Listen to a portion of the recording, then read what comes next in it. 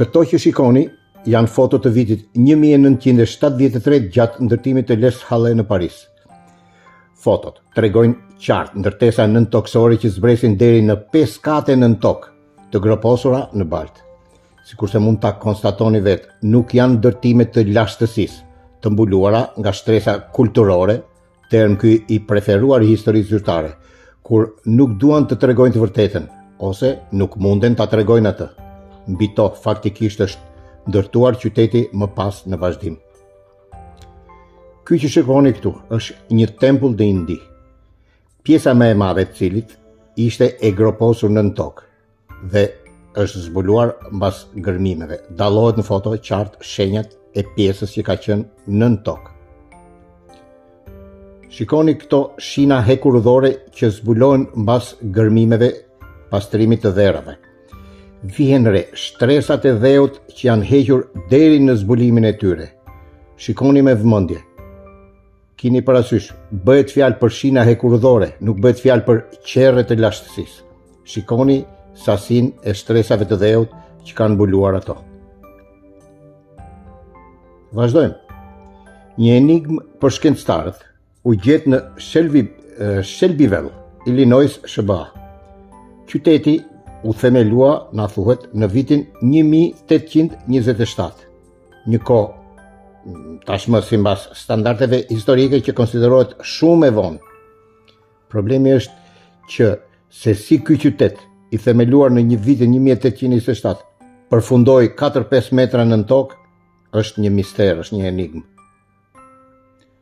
Në vazhdim, shikojmë disa foto të tjera të lidhur me temën e përmbytjes që do të trajtojmë sot, pa ndërhyrur unë me shpjegimet e mia.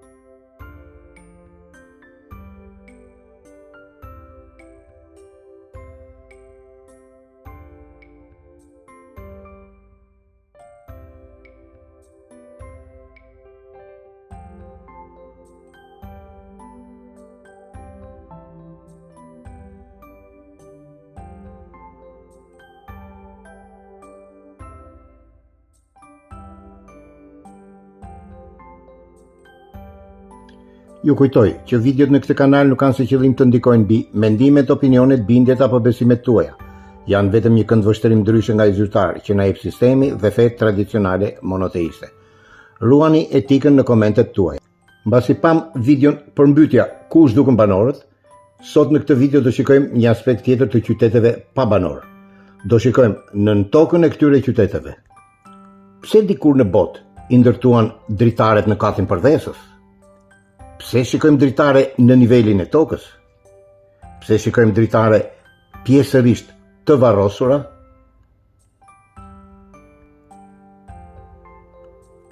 Personat që shikojmë në këto fotografi, ndoshta kanë bërë të njëjtat pyetje që bëjmë edhe ne sot.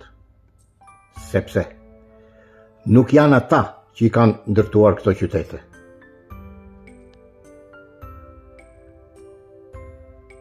Dhe shikojmë kudo.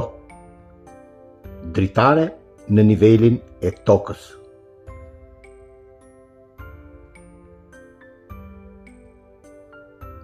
Pastaj, dritare pjesërisht të groposura, të mbuluara.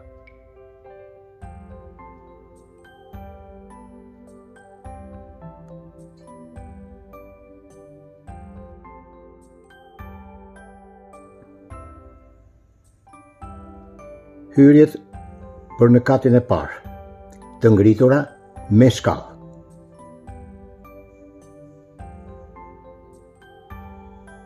Nga ana tjetër, shkallë që fillojnë në nivelin e tokës, për hyrjet që zbresin nën nivelet e tokës.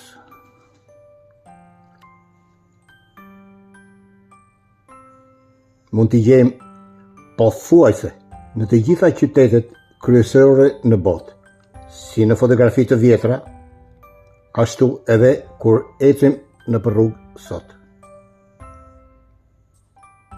Dikush mund të thotë që ndërtime të tilla me të ashtu quajtura bodrume janë realizuar edhe në shekullin e 20. Po, ka edhe në Shqipëri, sidomos në arkitekturën ruse të zbatuar të ne në vitet 1950-1960. Por, unë po flas për ndërtime ku këto kate janë të groposur, janë të mbuluar nga dheu. Pra, çfarë ka ndodhur që janë mbuluar me disa metra dhe? Si është e mundur që në një shoqëri të zhvilluar në nivelin e karrocave bekuaj, një shoqëri që kishte qasje në mjete modeste ndërtimi, pra, kjo shoqëri jo vetëm ndërtoi infrastrukturën e plotë saj, por në këtë shoqëri edhe u shpenzuan orë dhe energji të panumërta për të lëvizur tokën dhe gërmuar në një thellësi mbi 3 metra për të filluar ndërtimin e tyre, se nuk bëhet fjalë thjesht për themele, por për vetë ndërtesën. Vetëm në shekullin e 20 kemi makina të mëdha gërmimi me motor si eskavator dhe ngarkues që kanë ulur në mënyrë drastike kohën dhe fuqinë punëtore të nevojshme për të gërmuar një bodrum, krahasuar me gërmimin manual me lopatë. Rrëfimi zyrtar i cili është gjithmonë plot me mospërputhje, ndoshta ishte mjaftueshëm nëse nuk do të ishin gërmimet bashkëkohore. Kur shohim fotografi të tilla, menjëherë na vjen ndërmend se ato që shohim janë dritare dhe dyer 2 ose 3 metra nën nivelin e tokës.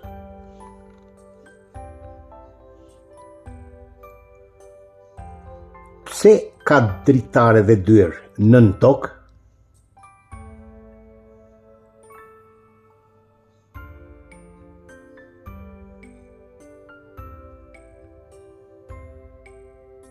Çfarë është ajo që shohim në qytetet tona?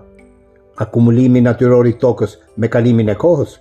Gjeologët nuk kanë qenë kurrë në gjendje të japin një vlerë të qëndrueshme akumulimit natyror të shtresës së sipërme të tokës në të gjithë botën, sepse është e pamundur që në disa rajone të botës të përjetojnë një rritje të shtresës së sipërme të tokës, ndërsa në rajone të tjera të përjetojnë një erozion të vazhdueshëm të saj. Shumë historian dhe arkeolog kanë vënë re se shumë nga qytetet gjatë shekujve janë shkatëruar nga lufta për shembull, ose nga një fenomen natyror si tërmetet, apo hiri vulkanik, apo qofshin edhe përmbytjet.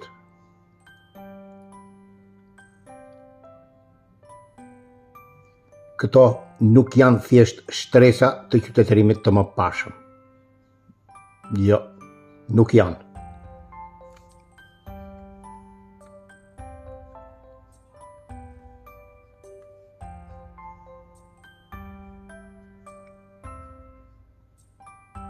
Ne shohim vazhdimisht kate të tëra të ndërtesave në përputhje me arkitekturën ekzistuese mbi shtresën e tokës. Pra, janë të ngjashme.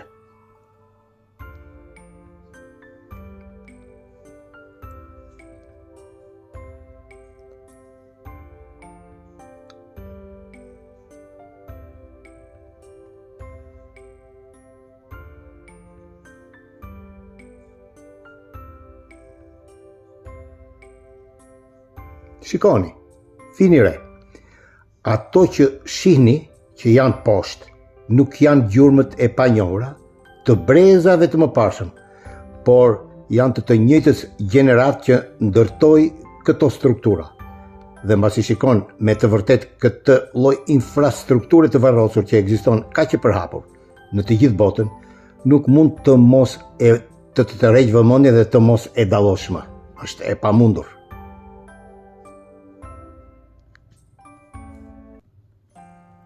Shikohet se themelet e kishave të lashta janë në fakt katet e para origjinale me hyrjet dhe dritaret pikërisht në vendin e duhur.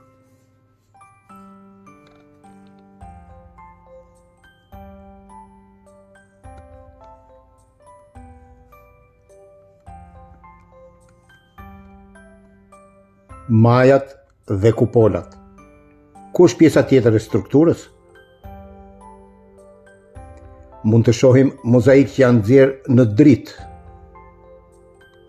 Shohim shtyllat, kolonat dhe harqet që fillimisht ishin shumë më të mëdha dhe ishte shtresa e tokës që zvogloi madhësinë, sikur të mos ishin mjaftueshëm të mëdha për të filluar.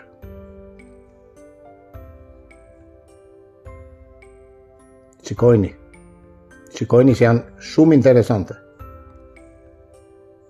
Pastaj është problemi juaj nëse besoni historinë zyrtare apo jo.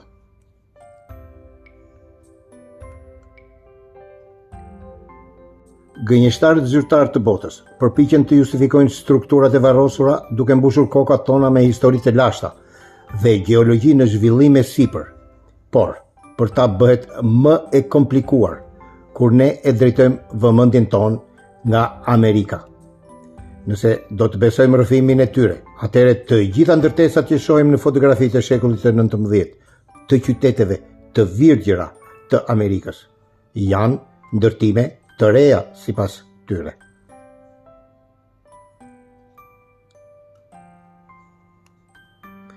Por, pse shikohen struktura si ndërtesa kryesore në Washington, Kapitoli, me një infrastrukturë koherente që është varrosur shumë thellë në tokë? Edhe këtu, përsëri mos përputhjet dallohen. Pse një popull i pazhvilluar do të shpërdoronte burime, energji dhe kohë për të ndërtuar themelet e ndërtesës kryesore për të qenë në përputhje me stilin e kolonave që gjejmë në sipërfaqe? Themelet nuk kishin nevojë të kishin kolona. Kolonat, siç na thuhet, janë një zgjedhje stilistike, por jo funksionale, kështu që pse ata do ta kishin bërë këtë gjë? Me një fjalë, apo me fjalë të tjera, nuk duhet ta bënin. Atëherë, pse kjo gjë ka ndodhur?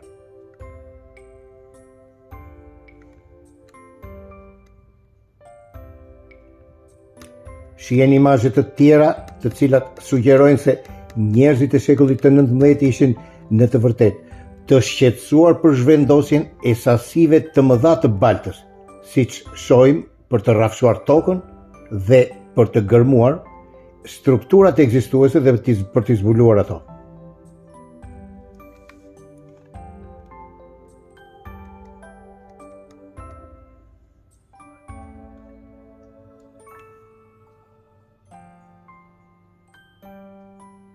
Shikojni se janë pamje interesante. Pastaj si thash, gjithsekush di vetë se çfarë të bëjë si të vendosi. Qëndrueshmëria dhe përhapja e arkitekturës së varrosur tregon se çfarëdo që ndodhi ishte një ngjarje botërore, pavarësisht pastaj dallimeve rajonale në terrenin natyror, në sipërfaqe të akumulimit, të erozionit dhe nuk ka asnjë shpjegim të historisë zyrtare që e justifikon konkretisht arkitekturën e varrosur, asnjë shpjegim. Nuk kemi asnjë shpjegim që të na jepet për të justifikuar sasinë e baltës që shohim brenda në fotografitë e shekullit të 19 të qyteteve tona në rrugët e zakonshme me baltë, pastrimi i pabarabartë i rrugëve me terrenin e dëmtuar, por nga ana tjetër arkitektura e përsosur dhe e paprekur.